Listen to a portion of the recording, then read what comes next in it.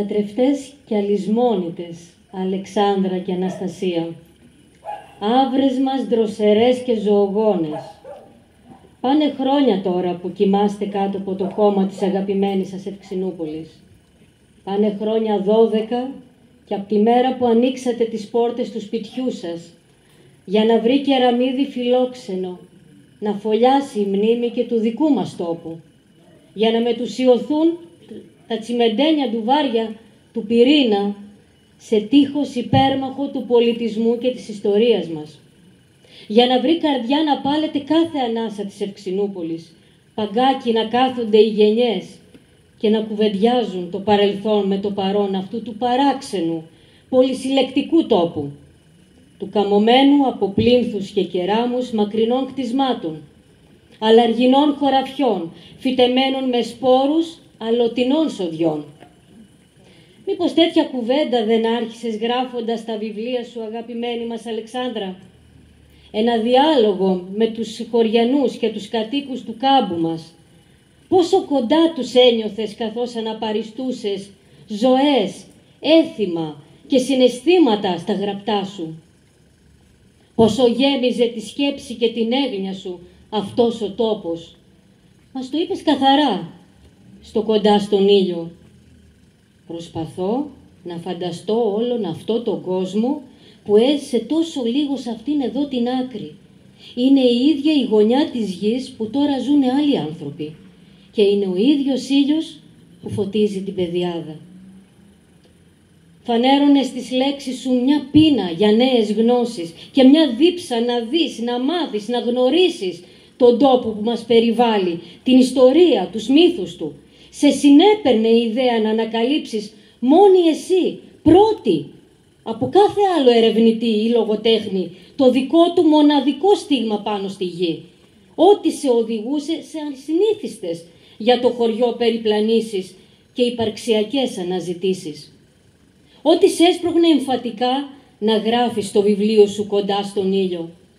Πάντα με ψυχή πλημμυρισμένη αγωνία για όσα δεν έχω γνωρίσει ακόμα, παίρνω τους δρόμους του χωριού. Σ' όποιο φράχτη και να σταθώ, βλέπω παντού γαλήνη. Ποτέ δεν ακούω κανένα να ρωτάει με απορία γιατί ζει και γιατί ήρθε σε αυτόν τον πλανήτη. Όλοι ξέρουν πως θα φύγουνε μια μέρα για πολύ μακρινούς τόπους και ποτέ δεν θα μπορέσουν να βρουν του γυρισμού τη στράτα. Θα γίνουν αλήθεια ένα τίποτα ή μήπως η ψυχή τους με τα άειλα φτερά θα πλανιέται παντοτινά στο χάος?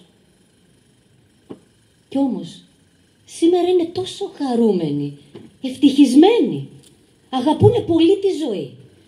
Θεωρώ πως φταίει γι' αυτό ο αέρας που φέρνει στα τζάμια και στα κεραμίδια των σπιτιών, τη γύρι της άγριας μαργαρίτας και τη σκόνη του χαμομηλιού.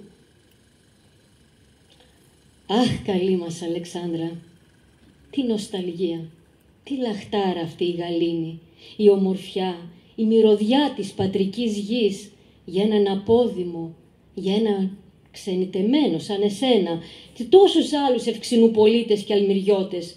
Την αποζητούσες τα χρόνια της αποδημίας σου σε Αθήνα, Βέλγιο και Λουξεμβούργο, ακολουθώντας τη μονάκριβή σου μπούλα. Γρήγορα όμως ανακάλυψες πως το γράψιμο έχει τη δύναμη να σε γυρίσει πίσω στην Ευξηνούπολη, όσο μακριά κι αν βρισκόσουν. Έγραφες και θυμόσουν. Μνημόνευες και ζωγράφιζες σαν σε πίνακα τον τόπο μας, περπατώντας νοερά ξανά στους δρόμους, στα χωράφια, στις βουνοπλαγιές, στην ακροθαλασσιά, στο δάσος μας. Σχεδίαζες πάνω του όλο το γενεαλογικό μας δέντρο. Φώτισες τα σκοτάδια της τοπικής μας μνήμης. Μας παρέδωσες μαθήματα τοπικής ιστορίας, γεωγραφίας, πολιτισμού. Τι ανεκτήμητα δώρα μας χάρισες, Άβρα μου. Τι μεγάλη και πολύτιμη κληρονομιά. Μας σύστησες τους παππούδες και τις γιαγιάδες μας. Μας σύστησες τον βαθύτερο εαυτό μας. Ανακάλεσες την τοπική μας μνήμη από τις πυκνές νεφέλες της αμνημοσύνης και της πλάνης. Και εμείς που νομίζαμε πως δεν έχουμε μνήμη, ιστορία ή αυτογνωσία.